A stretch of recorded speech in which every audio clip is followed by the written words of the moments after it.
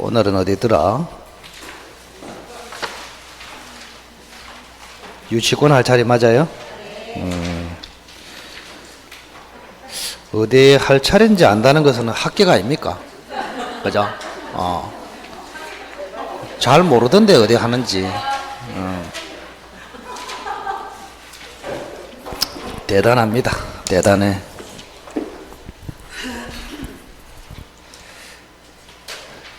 유치권을 한번 볼까요? 여기에서는 한 문제 내지 두 문제가 출제가 됩니다.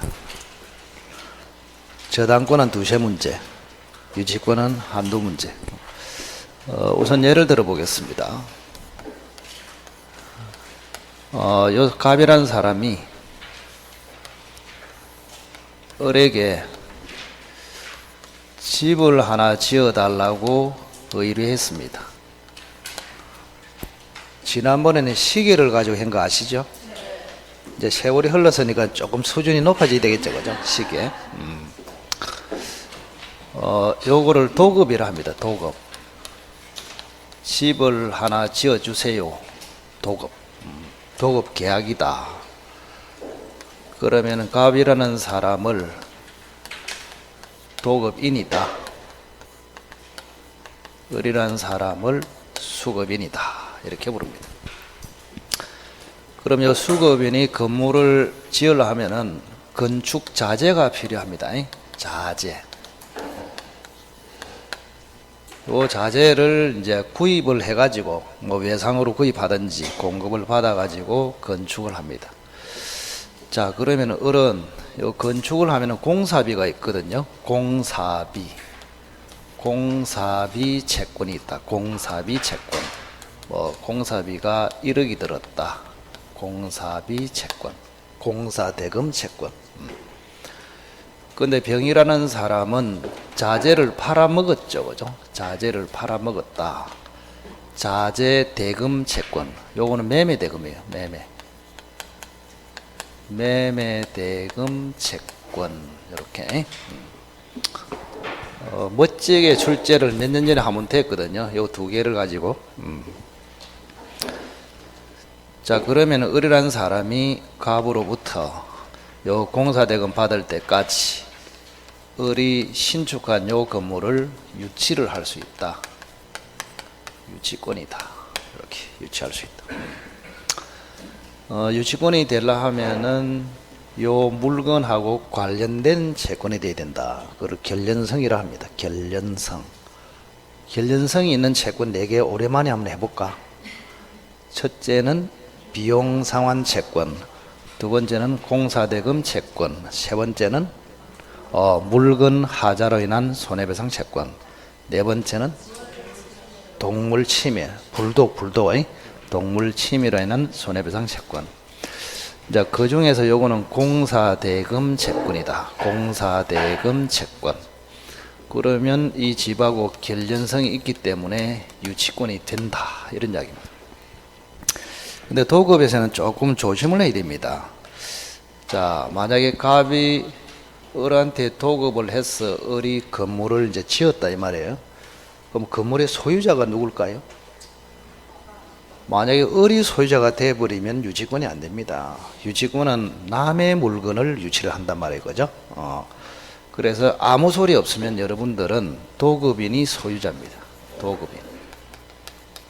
아무 소리 없으면 도급인이 소유자다. 그래서 유치권이 가능하다. 을 쪽에서 보면. 근데 만약에 이제 단서가 딱 나와. 수급인의 노력과 돈과 뭐 여러 가지 그 수급인이 재료까지 됐다. 수급인이 노력하고 수급인이 재료까지 돼가지고 건축을 했다. 그러면 예외적으로 수급인 소유 이렇게 돼버려요. 요거를 상당히 조심해야 된다. 도급에서는. 수급인이 뭐 했다고? 주로 자재를 댔다고. 원래 그 도급인이 자기가 자재를 사가지고 요 자재 가지고 건물을 만들어라 뭐 이래 하면은 도급인이 소유자인데, 그게 아니고 수급인 스스로의 노력으로 자재를 구해가지고 건물을 지었다. 이래 나오면 예외적으로 수급인 소유입니다. 그러면 유치권이 된다 안 된다? 안 된다. 이렇게 됩니다. 두 가지. 자, 그 다음. 자, 을이라는 사람, 병이라는 사람이 자재를 이제 팔아먹었단 말이야. 을에게. 팔아먹고 이제 자재 대금 채권이 있습니다. 그런데 요 병이라는 사람이 우연히 집을 점유하게 됐다. 그럼 병이 을로부터 매매 대금, 자재 대금을 받을 때까지 유치가 되나요? 안 된다. 왜냐하면은 매매 대금 채권은 결련성이 없단 말이에요. 그래서 결련성이 잘 깊이 좀 생각해 보면은 물건 자체로 인해서 생긴 채권이 돼야 돼요. 요 매매는 물건 자체 때문에 생긴 게 아니야. 그냥 거래 대금입니다. 거래 대금. 물건에 투입된 비용이 아니단 말이에요. 그죠? 그래서 나머지 아까 이야기했잖아. 비용 상환 채권, 공사 대금 채권, 물건 하자로, 동물 침해로.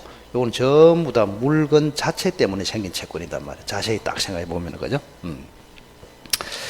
자, 그러면 유치권이 이제 성립이 되려면 성립 요건이 제일 중요하거든요.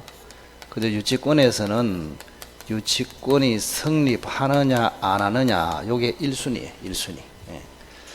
자, 성립을 하면은 그 다음에 유치권의 효력이란 말이 나오면은 무조건 권리 의무를 이야기합니다. 유치권자의 권리 의무. 자, 성립 요건은 첫째는 반드시 채권이 존재해야 됩니다. 당연하죠. 채권이 없는데 유치할 필요가 없잖아요. 채권을 담보할 목적으로 유치하거든. 그 다음에 유치권의 본질은 반드시 점유를 해야 됩니다. 점유를 해야 된다고. 세 번째. 자, 세 번째는 유치권 성립, 배제 특약. 우리끼리는 유치권이 안 되는 것으로 하자. 배제 특약. 배제 특약은 유효입니다. 유효. 그러면 이 배제 특약이 있으면 유치권은 성립하지 않습니다. 그래서 배제 특약이 없을 것까지 세 가지. 그리고 혹시 시험에 유치권 성립 배제 특약하고 같은 말이 무슨 말이냐 이렇게 나올 수도 있다고. 원상복구 특약하고 같은 말입니다. 같은 말. 원상복구 특약. 그 다음 또 같은 말. 채권 포기 특약하고 같은 말이다.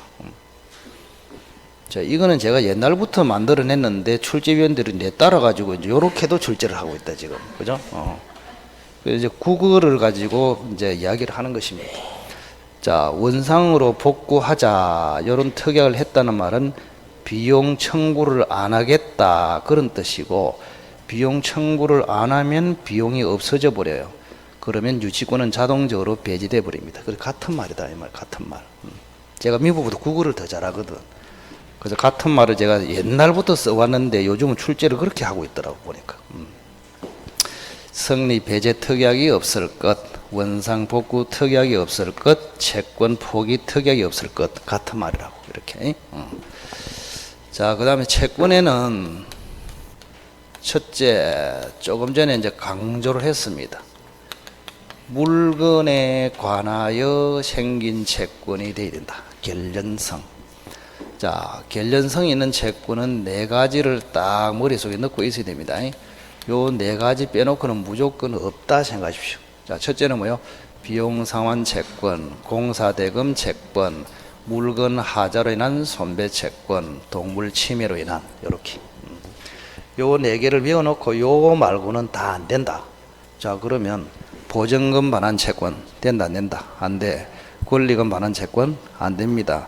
부속물 매수 대금 채권 안 됩니다. 부당이득 반환 채권 안 됩니다. 무조건 안 돼. 그래서 이 네 개에 안 들어가면은 유치권은 안 된다. 이래 버리면 돼요. 그러면 당장 이제 명의신탁에서 나와. 명의신탁자의 수탁자에 대한 부당이득 반환 청구를 위해서 신탁자는 유치할 수 있다. 그러면 X라고. 부당이득 반환 청구는 결련성이 없다고. 아시겠죠? 그리고 또 하나. 자, 비용 상환 채권이 있는데, 자, 예를 들어 1억에 대한 비용 상환 채권이 있습니다. 그럼 갑이 이제 1억을 줘야 되잖아요. 1억을 줘야 되는데 제때 안 주면 지연 이자가 붙겠죠. 그거를 이제 이 비용 상환을 불이행함으로써 발생하는 손해배상 채권이라고 합니다. 자, 비용 채권이 손해배상 채권으로 확장이 됐다, 이렇게 생각하시면 됩니다. 비용을 제때 안 주니까 거기에 대한 손해배상 채권까지 붙는단 말이에요. 그러면 을은 어떻게 됩니까? 비용 채권도 있고 비용을 받지 못함으로써 생긴 손해배상 채권. 그래서 요 손해배상, 비용을 받지 못함으로써 생긴 손해배상 채권은 비용 채권의 연장선에 있다.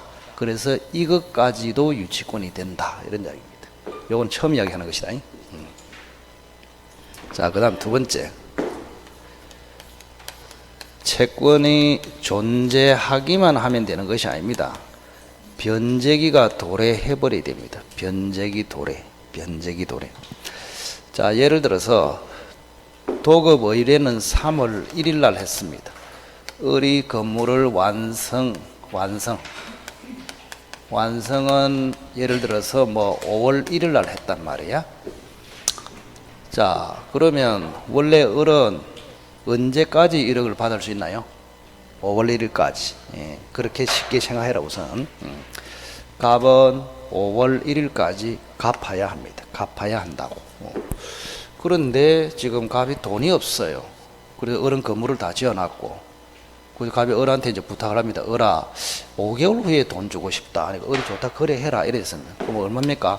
10월 1일이 됐죠. 그럼 변제기가 얼마예요? 언제예요? 10월 1일. 그럼 유치권은 언제 성립한다고? 10월 1일 날 성립한다고, 이렇게. 그래서 을이 점유를 하고 있다고 해서 유치권이 되는 것이 아니고, 점유를 하고 있다가 채권 변제기가 도래해도 변제를 못 받았을 때 그때 유치권이 성립한다고. 아시겠죠? 언제 성립한다? 변제기 도래. 꼭 기억하십시오. 요거를 놓쳐가지고 실수하는 사람이 굉장히 많습니다. 변제기 도래. 예. 자, 그래서 저 그림에서는 3월 1일 날 의뢰했고 5월 1일 날 완성했고 변제기는 10월 1일이다. 그러면 변제기 10월 1일부터 뭐가 된다고? 유치권이 된다고. 10월 1일부터. 간단하게. 자, 그러면 예를 들어서 갑이 돈이 좀 없어가지고 법원에 소송을 해가지고 판사가 변제기를 유예를 해줬단 말이에요. 그런 경우도 있거든요. 유예. 변제를 유예를 해줬다. 요런 말이 딱 시험에 나오면 유치권이 된다, 안 된다? 안 된다. 왜? 변제기를 유예해버리면 변제기 도래입니까? 미도래입니까? 미도래. 그래서 유치권이 안 된다고, 이렇게. 이런 걸 가지고 자꾸 구걸을 해석한단 말이에요, 이게. 자, 그 다음. 점유를 했다. 첫째는 직접 점유도 되고 간접 점유도 됩니다. 간접 점유. 유치에서 점유는 간접 점유도 된다. 즉 무슨 말이냐? 갑의 허락을 얻어가지고 을다시한테 집을 맡겼다, 이 말입니다. 빌려줘도 상관없고. 그럼 을다시가 직접 점유, 을이 간접 점유하고 있잖아요. 간접 점유 형태로 유치권도 된다, 그 말입니다. 아시겠죠? 근데 을이 돌아가지고 하필 빌려줘도 갑한테 빌려줬어, 이렇게. 갑한테 빌려서 건물을 넘겨버리면 유치권을 포기한 것으로 봅니다. 그래서 채무자를 직접 점유자로 하는 간접 점유, 그거는 유치권이 된다, 안 된다? 안 된다고. 제3자를 직접 점유자로 해야 됩니다. 그래서 채무자를 직접 점유로 하는 간접 점유는 유치권이 안 된다. 그거 조심하시면 되고.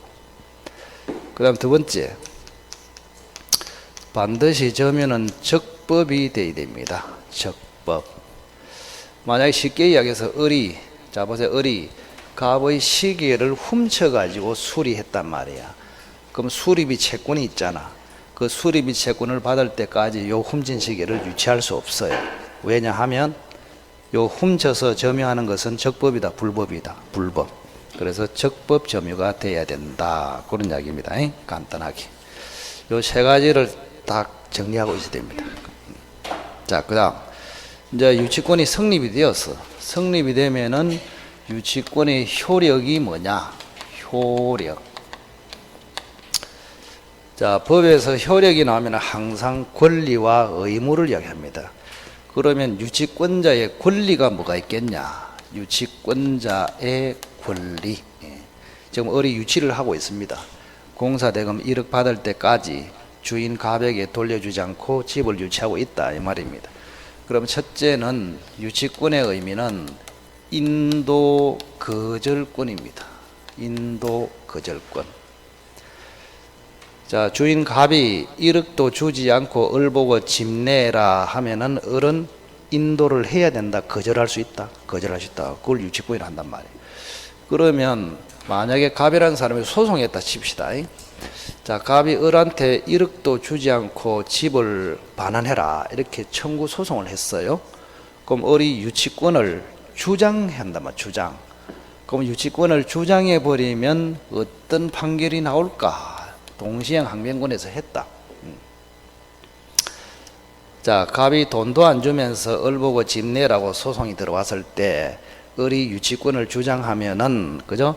판사는 어떤 판결을 할까? 같이 해라. 같이 해라. 갑니는 돈 주고 을리는 집을 주고 같이 해라. 이거를 무슨 판결 기억납니까?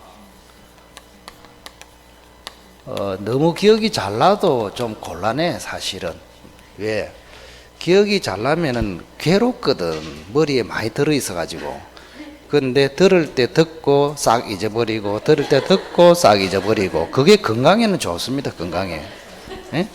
그래 머리가 시원하면서 이게 건강하단 말이에요. 이게 시험이 안 돼서 그렇지 그죠? 상환 이행 판결 서로 교환해서 이행하라. 상환 이행 판결. 그래 판사는 어떻게 하냐? 자, 피고 을은 원고 갑으로부터 공사대금 1억을 받은과 동시에 집을 인도하라. 이렇게 나옵니다. 판결이. 그걸 뭐라 한다고? 상환 이행 판결. 그럼 요거를 뭐라 하는지 혹시 기억납니까? 원고 일부 성소 판결. 동시행 항변권하고 똑같습니다. 원고 일부 성소 판결. 자, 그 다음 두 번째. 유치권자에게는 경매권이 있습니다. 그런데 희한하게 우선 변제권은 없어요. 경매권은 있는데 희한한 사람이다. 우리가 경매와 우선 변제는 밀접한 관련이 있단 말이에요. 우리 저당권자를 생각해 보자. 저당권자나 전세권자. 경매를 하는 이유가 뭐예요? 우선 변제 받으려고. 우선 변제가 어떻게 받습니까? 경매에서 이렇게 된단 말이에요. 이거는 필수한 관계가 있다. 그런데 경매, 유치권자는 경매권은 있는데 우선 변제권이 없어. 그 지나간 사람 유치권자 뭐 경매권 있냐? 있다. 우선 변제권 있냐? 없다. 마로 경매하노? 모르겠는데 이래 돼보잖아요. 이거는 이상하잖아요. 그죠? 그래서 이때 경매는 특수한 경매다. 우선 변제를 받기 위한 경매가 아니고 특수 경매다. 이런 이야기. 특수 경매. 이걸 뭐라 하느냐? 환가. 환가를 위한 경매를 합니다. 뭐라고? 환가. 현금화를 위한 경매. 내가 유치를 하는데 유치하기가 곤란해. 뜨거운 여름에 배추를 유치했어. 그럼 그걸 빨리 경매를 넣어서 돈으로 바꿔서 돈으로 유치합니다. 그때는. 그때 경매는 말라고 합니까? 돈으로 바꾸기 위해서 경매하잖아요. 그걸 뭘 한다고? 환가를 위한 경매, 현금화를 위한 경매 이렇게 부릅니다. 자, 그래서 특수한 경매라는 것을 꼭 기억하시고. 그러면 하나 이제 테스트 해볼까? 기출도 됐는데 기출 특강집에도 들어 있습니다. 중요하기 때문에. 만약에 시험에 이렇게 나왔어. 자, 유치권자는 변제를 받기 위하여 경매할 수 있다. OX. 겁내지 마라. 괜찮다. 괜찮다. 아직까지는 다 용서가 된다. 에? 뭐라고? 유치권자는 변제를 받기 위하여 경매를 할 수 있다. 맞습니다. 맞아. 그럼 이제 두 번째 질문하면 명확하게 압니다. 유치권자는 우선 변제를 받기 위하여 경매할 수 있다. X. 뭐를 전달할지 아시겠죠? 우선 변제가 안 되는 것이지 평범한 그냥 변제는 얼마든지 받을 수 있어요. 그래서 변제를 받기 위해서 비용을 상환받기 위해서 경매할 수 있다. 그거는 맞는데 우선 변제를 받기 위하여. 그러면 틀렸단 말이에요. 조심하라고. 자, 그 다음에 세 번째, 간이 변제 충당권이 있습니다. 간이 변제 충당권. 간이 변제 충당권. 자, 무슨 말이냐? 간단하게 물건으로 변제 충당하는 권리, 그런 뜻입니다. 저기 이제 을이 1억을 받을 게 있잖아요. 그럼 1억을 받기가 굉장히 힘들어. 근데 만약에 저 집값이 원래는 한 5억 정도 되는데 폭락해서 9천짜리가 돼버렸어, 집이. 집이 9천짜리가 돼버리면 갑이 을한테 1억을 주고 집을 찾아가겠습니까? 안 찾아가잖아요. 바보 아니면, 그죠? 그 생각을 자꾸 해봐야 된다고. 자, 공사대금은 얼만데? 1억인데 집값이 9천만 원짜리가 됐단 말이에요. 그럼 갑은 1억을 갖다 주고 을에게 집을 찾아올 리가 없어. 그럼 을은 계속 집을 유치해야 되잖아. 1억도 못 받으면서. 그럼 을이 얼마나 불쌍합니까? 그래서 저런 경우는 일정 요건을 갖추면 을이 1억을 받는 대신에 집으로 그냥 자기 채권에 충당하는 권리. 그걸 뭐라고? 간이변 충당. 그냥 1억 대신에 집을 내뿌라, 그런 뜻이에요. 그죠? 간이변제 충당. 그래서 요거는 간이변제 충당권의 요건이 4개가 필요합니다. 4개. 4개를 줄을 딱 꺼놨을 거예요, 아마 책에. 어디 있더라? 360페이지. 양괄호 3회 간이변제 충당. 자, 322조 동그라미 2항이 있네요. 줄 꺼놨다잉. 정당한 이유, 감정인의 평가, 법원의 청구, 미리 채무자에게 통지. 그러니까 남의 물건을 내 해버리기 때문에, 내가 해버리기 때문에 이게 중요하단 말이야. 남의 물건을 내가 차지하잖아. 그러니까 요건이 4개나 필요하다. 4개가 뭐라고? 정당한 이유, 그 다음에 감정인의 평가, 법원에 청구해서 미리 채무자 갑에게 통지. 이렇게. 자, 그 다음 4번째, 유치권자는 유치물에 과실이 생길 수 있거든요. 이렇게. 만약에 이제 저 집을 사용을 했단 말이야. 그러면 을이 사용을, 유치권자 을이 집을 사용하면 사용료가 있잖아. 사용료. 그 일종의 임대료 있잖아요. 남한테 빌려주면은 임대료고, 지가 사용하면 사용료 아닙니까? 그죠? 그 사용료를 우리는 법정 과실이라 한단 말이에요. 그러면 이 과실을 유치권자가 먹을 수 있을까요? 자, 저 집은 유치권자 집입니까? 갑의 집입니까? 갑의 집. 그래서 과실 수취하는 권리가 있다. 그러면 틀렸습니다. 과실 수취는 못해요, 유치권은. 유치권자에게는 과실 수취권이 있다, 없다? 없어요. 다른 사람의 물건인데 유치권자가 과실 수취한다? 아니에요. 그리고 유치권은 담보권이거든. 담보권이면은 물건을 사용할 권리가 없어요. 사용할 권리가 없는데도 사용했다면 그 사용료는 돌려줘야 됩니다. 수취할 수가 없단 말이에요. 수취할 수. 그런데 책에는 과실 수취권이 있는 것처럼 돼 있어. 그래서 정확하게는 과실 수취권이 아니고 과실 수취해서 변제에 충당하는 권리다. 정확하게 이래 부르려야 된다. 자, 과실 수취권이 아니고 뭐라고? 과실 수취에 의한 변제 충당권. 이래야 정확하게 맞다고. 자, 그 다음 5번째. 유치권자도 저 유치물에 비용을 지출할 수 있거든요. 비용을 지출할 수 있다. 그러면 그 비용은 타인의 물건에 비용을 지출했기 때문에 주인한테 청구해서 받아낼 수 있습니다. 비용상환 청구. 자, 그래서 유치권자의 대표적인 권리는 4개다. 경매권, 간이변제 충당권, 과실 수취에 의한 변제 충당권, 비용상환 청구권. 이렇게 4개. 자, 그 다음 유치권자의 의무를 한번 볼까요? 유치권자의 의무. 자, 타인의 물건을 지금 점유를 하고 있거든요. 다른 사람의 물건을 점유하고 있기 때문에 고도의 관심으로 유치를 해야 된다. 이거를 선관주의 의무라 합니다. 선관주의 의무. 원래는 선량한 관리자로서 주의 의무, 이를 줄여서 선관주의 의무. 여기 일본 말이거든요. 그래서 여러분은 그냥 고도의 주의 의무 이렇게 생각하시면 됩니다. 자, 유치물은 자기 겁니까? 남의 겁니까? 남의 거. 남의 거기 때문에 고도의 주의 의무로 해야 된다. 그럼 이거 반대말은 자기 재산과 동일한 주의 의무 이렇게 불러요. 유치권자는 자기 재산과 동일한 주의 의무로 점유해야 된다. X. 선관 주의 의무로 점유해야 된다. 그 다음 두 번째. 자, 유치권자는 남의 물건이기 때문에 함부로 사용할 수도 없고 함부로 대여할 수도 없고 함부로 담보 제공할 수도 없습니다. 남의 물건이기 때문에 이렇게 할 때는 반드시 주인의 승낙을 받아야 합니다. 승낙을 받을 의무가 있다. 이런 이야기입니다. 유치권자가 사용, 대여, 담보 제공 시 채무자, 소유자의 승낙을 받아야 할 의무. 이 의무가 두 개밖에 없어요. 그런데 주의할 점, 요 사용은 두 종류가 있거든요.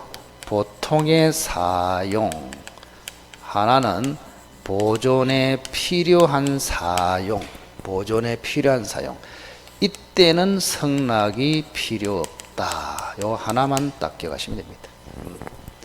보존에 필요한 사용은 승낙 없이 자유롭게 할 수 있다. 자, 유치권자가 컴퓨터를 유치한다. 근데 컴퓨터에 바이러스가 침투했다. 바이러스를 퇴치하기 위해서 사용한다. 그런 거는 보존에 필요한 사용이므로 승낙 없이도 할 수 있다. 이렇게. 자, 그 다음 이제 의무 자체가 중요한 것이 아니고, 요 의무를 유치권자 을이 위반을 했단 말이에요. 위반을 했어. 을이 위반을 해버렸습니다. 이런 경우에 갑은 어떤 조치를 취할 수 있을까? 이게 훨씬 더 중요합니다. 자, 유치권자가 의무를 위반하면은 소유자 갑은, 채무자 갑은 유치권 소멸을 청구할 수 있습니다. 이렇게 유치권 소멸 청구. 근데 유치권 소멸 청구는 종류가 하나 더 있어요. 하나 더 있어. 지금 갑이라는 사람은 지금 1억이 없어요. 근데 집은 빨리 찾아오고 싶어. 근데 갑한테 토지가 2억짜리가 있어. 그럼 갑이 토지를 담보로 제공하고 유치권 소멸을 청구해서 집을 찾아갈 수도 있습니다. 그래서 담보를 제공하고,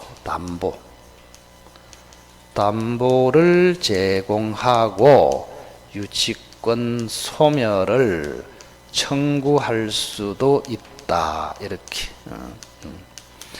그제 울산에 제가 강의하는데 어떤 학생이 수업 중에 아저씨가 이야기하더라고요. 교수님은 천천히 하는데 진도는 제일 빠릅니다. 이러더라고. 야, 그 사람 참 공부를 잘하겠다 싶더라고요. 제거리 나의 특성을 다 찾아가지고, 그죠? 금방. 천천히 하잖아요. 천천히 하는데 제가 진도는 제일 빨라, 항상. 보강도 안 하고. 왜냐하면은 나올 것만 하거든. 나올 것만. 예. 제가 항상 강조하는 것이 여러분이 앞으로 이제 자꾸 이제 공부를 하다 보면은 한 7, 8월 달 되면 이제 본격적으로 공부하잖아요. 본격적으로 공부할 때 가장 여러분들이 느끼는 게 뭐냐? 와이고 할 거 많다. 이랬대. 감당이 안에 너무 많아가지고. 그래서 그게 이제 줄여주는 게 굉장히 중요합니다. 특히 막판에 갔을 때. 잘 줄여난 사람은 다른 사람이 1회독 할 때 3회독을 해버려. 그럼 게임이 안 된다 벌써. 그죠? 그래서 처음부터 줄이는 습관이 좀 있어야 된다고. 그냥 아무거나 나는 다 해야지. 그러면 아무거나 다 들립니다. 전부 다. 그럼 예를 든다면 요 두 사람이 있잖아요. 그럼 수민이는 예를 들어서 제 말을 잘 들어가지고 딱 시험에 나온 거면 계속 뭐 타격을 가했어. 근데 이쪽에는 미안하지만은 1페이지부터 계속 봤어. 그럼 가면 갈수록 한 번 볼 때 이게 서너 번 본단 말이야. 그럼 수민이는 예를 들어서 시험장에 딱 들어가면은 제가 거의 나올 것만 했는데도 거의 80% 이상은 다 나와, 여기서. 수속도 나오는데 뭘, 그죠?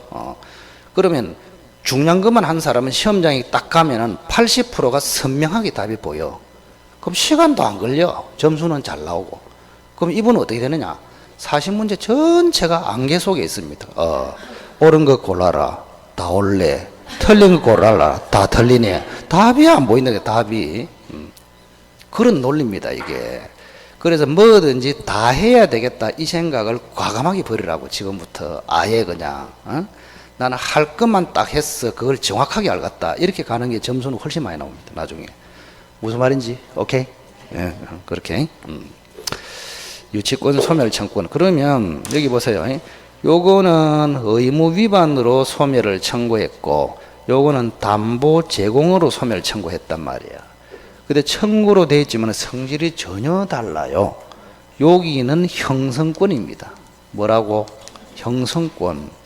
그래서 여기는 청구 즉시 유치권이 바로 소멸해 버립니다. 이렇게. 근데 이거는 형성권이 아니야. 그냥 청구야. 그럼 여기는 그죠? 여기는 유치권자가 을이 승낙을 해야 돼. 승낙을 하거나 승낙에 가름하는 판결을 받아야 소멸합니다. 전혀 다르다고. 그래서 의무 위반으로 소멸 청구는 즉시 소멸, 담보 제공으로 청구는 유치권자가 승낙하거나 승낙에 가름하는 판결이 있어야 소멸. 됐죠? 이게 매우 중요하다. 자, 그 다음 저쪽에 한번 보세요. 저쪽에 어디를 보느냐? 362페이지 보세요. 자, 맨 밑에 326조 찾았습니까? 자, 유치권의 행사는 채권 소멸시효 진행에 영향을 미치지 않는다. 이 지문이 기출에 6번 언급이 됐습니다. 이 조문 그대로. 유치권 행사는 채권 소멸시효 진행에 영향을 미치지 않는다. 자, 여기 보세요.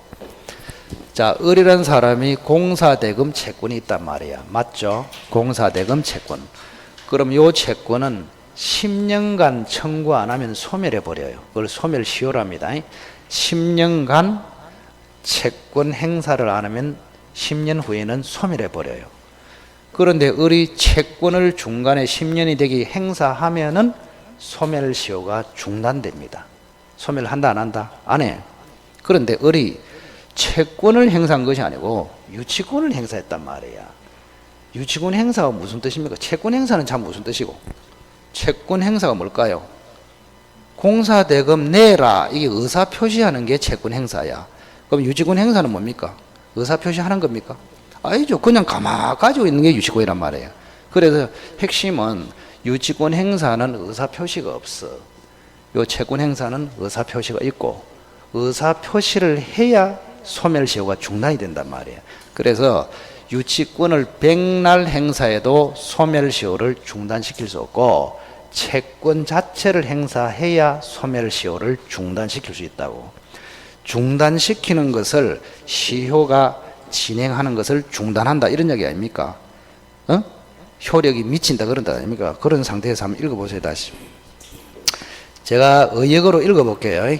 유치권 행사를 백날 해도 채권 소멸시효 진행을 막지 못한다. 즉 중단시키지 못하고 채권은 그대로 진행돼서 소멸한다. 이런 이야기입니다.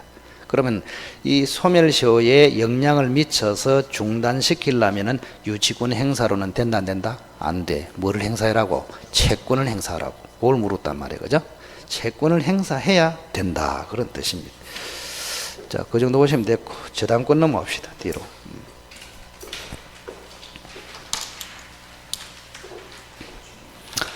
유치권은 지금 기본기는 다 이 정도면 익힌 겁니다. 예, 기본기는 이제 익히는데 요걸로 한 80%는 문제가 해결돼. 그런데 굉장히 어려운 문제가 하나 있어.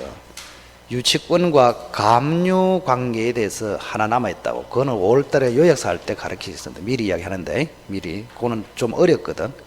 근데 그게 왜 제가 기억이 나냐면은 6년 전인가 그게 아무도 선생님이 안 가르쳐서 전국에서. 그런데 제가 판례를 우연히 보는 중에 판례가 연속으로 몇 개 나와 있더라고. 최근에 그 당시에 올해 이상하다 싶어가지고 그걸 마지막 특강 시간에 딱 가르쳤어. 그래서 다 맞추게 했습니다. 학생들한테. 그때 제가 확 떴다. 절면이 그죠? 이야, 저 흰머리 귀신이다 귀신. 학생들 대부분 다 달렸거든. 우리만 맞췄거든 그때. 유치권하고 가압류의 관계. 그런 게 있습니다. 자, 그건 5월달에 간단하게 한번 처리하면 되니까 저당권 한번 보겠습니다. 저당권.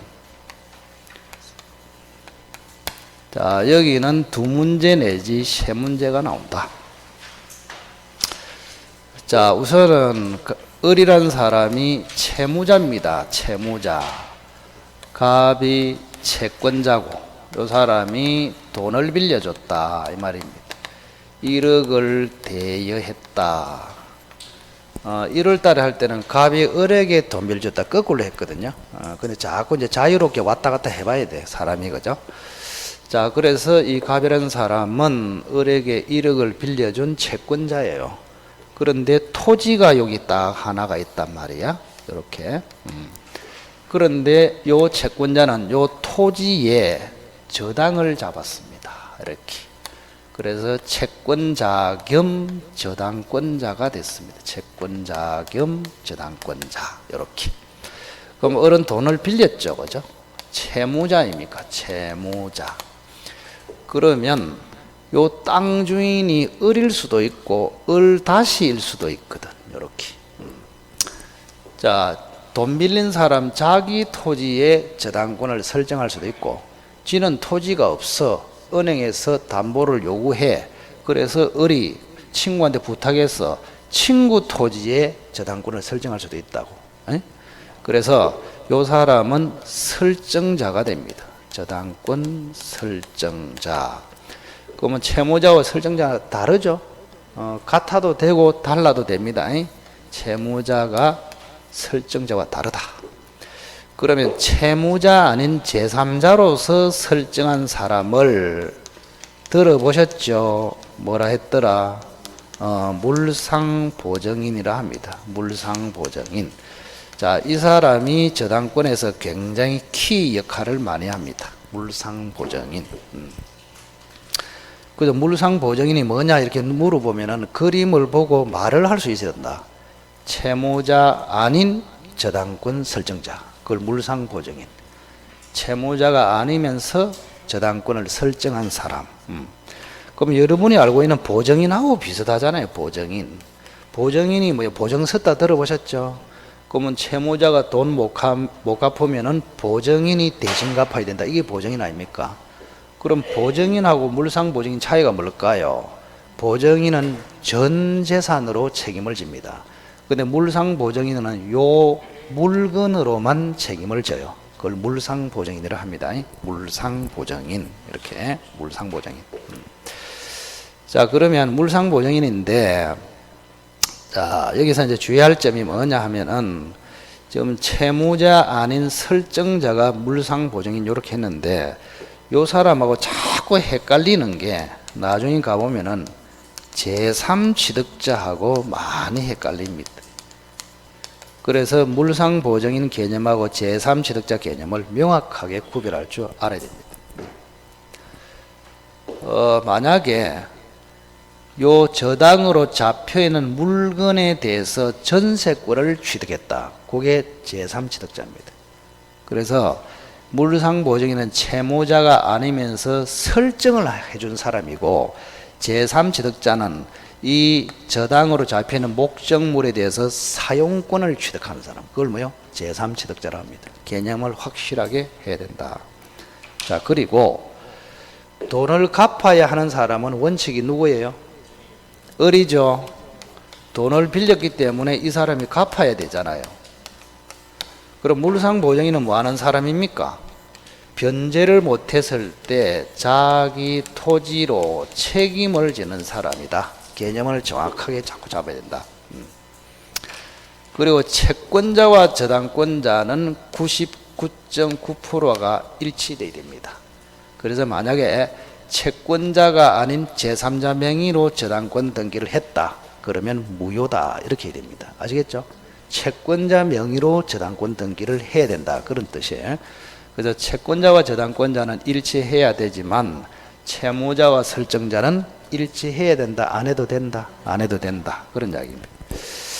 자, 그리고 중요한 문제가 또 하나 있어요. 자, 지금 을다씨가 자기 토지에 갑 앞으로 저당권을 설정했다. 이렇게 돼 있잖아. 설정. 자, 설정은 어디 들어봤어? 우리 학생들의 특징이 뭐냐?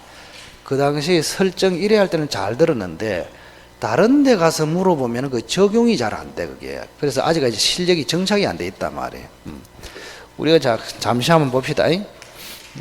우리가 법률행위 구분할 때 부담행위하고 처분행위 들어봤나요? 부담행위는 채권행위라 하고 처분행위는 물권행위라 했단 말이에요. 그죠? 그러면 처분행위는 물권을 제가 그 당시에 상시에 썼다. 이전하고 양도하고 물권을 포기하고 물권을 설정하고 이 네 개의 단어를 물권행위, 처분행위라 한단 말이에요. 한번 읽어보세요. 물권 이전, 물권 양도, 물권 포기, 물권 설정, 이거를 처분, 물권행위. 자, 그러면 이 설정은 처분행위 아닙니까? 처분행위. 처분행위라고. 부담행위다, 처분행위다. 우리가 요거하고 차이가 뭐냐, 그죠? 자, 권리자가, 무권리자가 부담행위 하는 것은 유효, 무권리자가 처분하는 것은 무효. 그것 때문에 구별한다, 이렇게 했습니다. 뭐라고? 무권리자가 부담행위, 채권행위, 매매하는 것은 유효. 무권리자가 처분행위, 물권행위, 준물권행위 하는 것은 무효. 그 차이. 그러면 처분행위이기 때문에 을다시한테 처분권 권리가 있어야 된단 말이야. 을다시에게 권리가 없다면 처분행위는 뭐가 된다? 무효가 된다고. 무효. 그래서 처분행위 때문에 을다시에게는 뭐가 있어야 된다고? 처분권이 있어야 합니다. 처분권이 있어야 한다. 조금 어렵게 출제하면 이렇게 세밀하게 물어볼 수도 있다. 그러면 처분권이 있는 사람의 대표가 소유자입니다. 소유자. 그러면 결론적으로 저당권을 설정하는 사람은 요 물건의 소유자다, 그런 뜻입니다. 아시겠죠? 내 땅을 설정해 줘야 된다고. 그래서 처분권이 있는 자가 설정할 수 있다. 그 처분권은 주로 소유자가 가진다.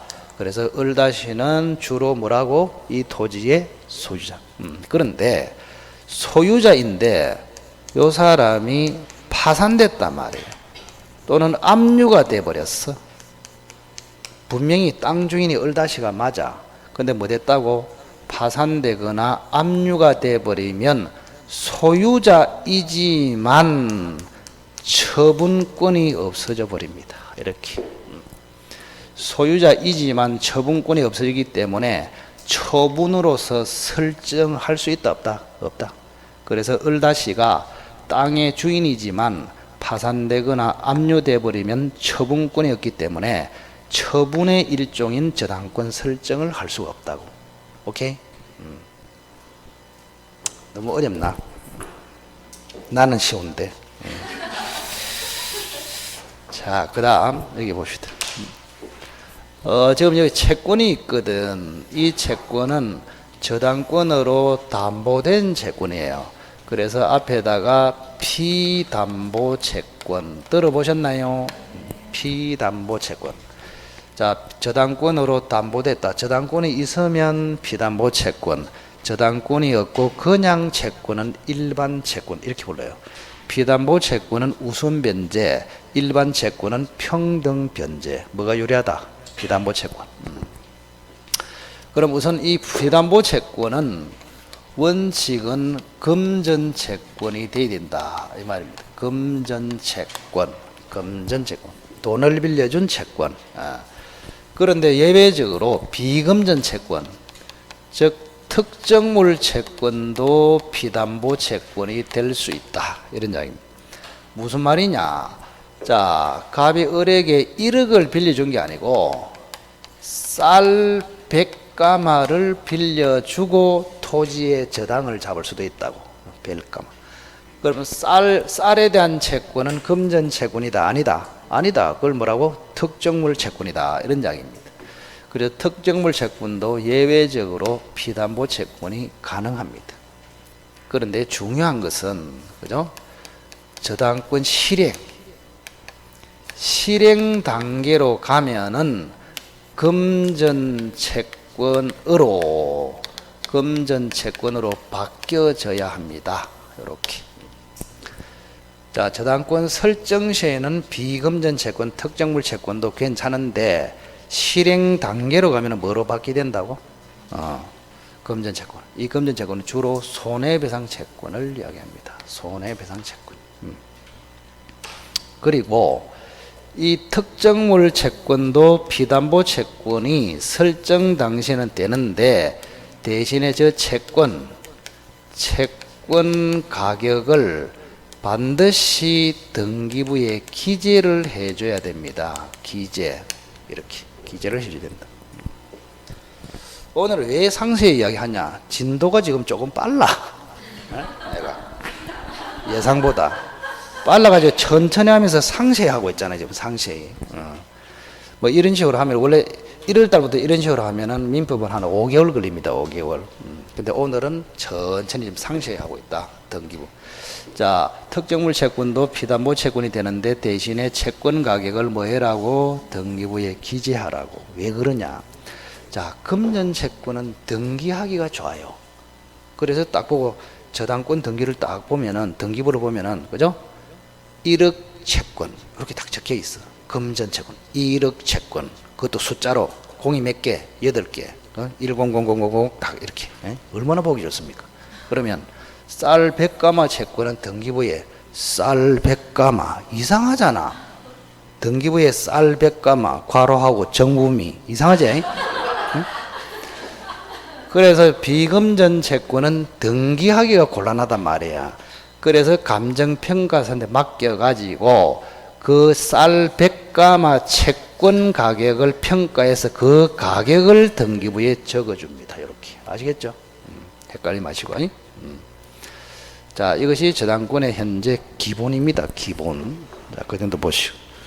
뭐 저당권의 객체는 별로 할 거 없고.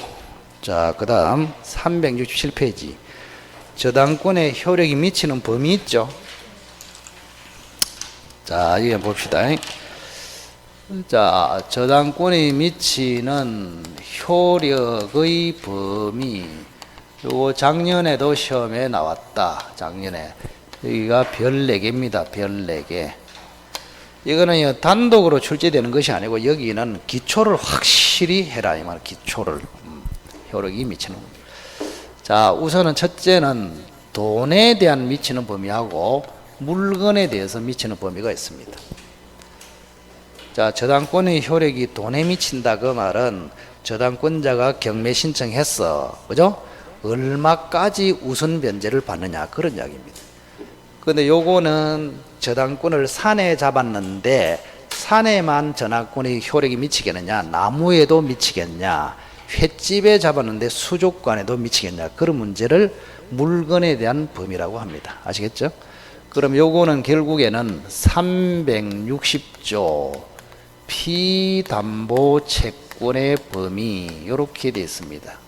한번 읽어주세요. 피담보 채권, 저당권으로 담보되는 채권의 범위. 그 말은 결국 남들보다 우선적으로 변제 또는 배당을 받는 범위하고 같다. 이런 이야기입니다. 자, 그러면 요거는 동그라미로 한번 표시를 해볼게요. 자, 1억을 빌려줬다면 1억 자체를 원본이라고 합니다. 원본. 1억을 빌려줬다면 원본. 그럼 1억만 우선 변제 받는 것이 아니거든. 곁다리가 좀 있단 말이야. 하나는 뭘까요? 이자. 하나는 위약금. 자, 하나는 변제기가 됐음에도 변제를 안 했다. 무슨 이자? 지연이자. 또는 지연이자는 일종의 손해배상이거든요. 지연배상이라고 합니다. 그 다음 경매를 하면은 실행 비용이 든단 말이에요. 이렇게 요 5가지입니다. 자, 그래서 우선 변제 받아갈 수 있는 범위는 몇 개라고? 5개. 우선 요 기억해야 됩니다. 1억, 이자, 위약금, 지연이자, 실행비용. 실행비용을 다른 말로 경매비용이라 하잖아요. 경매비용. 그럼 경매비용을 왜 우선 변제를 받아갈까 의심이 들지 않습니까? 이런 거는 이해가 되잖아요. 원본 1억. 연 5% 약정된 이자, 그 다음에 계약을 위반하면 얼마를 내자, 위약금, 변제기에 지났는데 안 주네, 지연이자. 이런 것까지는 우선 면제를 받는다. 근데 이게 왜 우선 면제 들어갔을까? 의심이 안 드나? 응? 의심이 들어야 이게 공부를 잘한다. 그래야 이제 근거를 알거든, 왜 그런지. 법은 근거잖아, 근거. 자, 하나 물어보게. 채권자가 경매를 넣었다는 말은 채무자가 돈을 안 갚았죠. 네? 그러면 원래 법원에서 경매를 주관해 줄 때는 돈이 듭니다. 경매 비용이라고 합니다. 법원이 공짜로 안 해준다고. 경매 비용이 든다고. 그러면 원래 경매 비용은 채무자가 들어야 돼. 채무자. 돈을 안 갚았기 때문에 경매가 들어왔잖아요. 그래서 채무자가 경매 비용을 법원에 납부해야 되는데 납부할까요, 안 할까요? 안 하지. 갚지도 않는 놈이 이 경매 비용 낼 리가 있나? 그래서 채무자 대신에 채권자, 저당권자가 경매 비용을 먼저 내요. 법원에 먼저 내고 나중에 우선 변제 받아간다고 이렇게. 아시겠죠? 그래서 이게 들어있는 것이단 말이에요.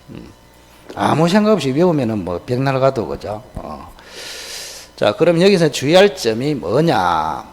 우선은 원본은 1억은 당연히 등기되어 있습니다. 그런데 이자는 등기해도 되고 안 해도 됩니다.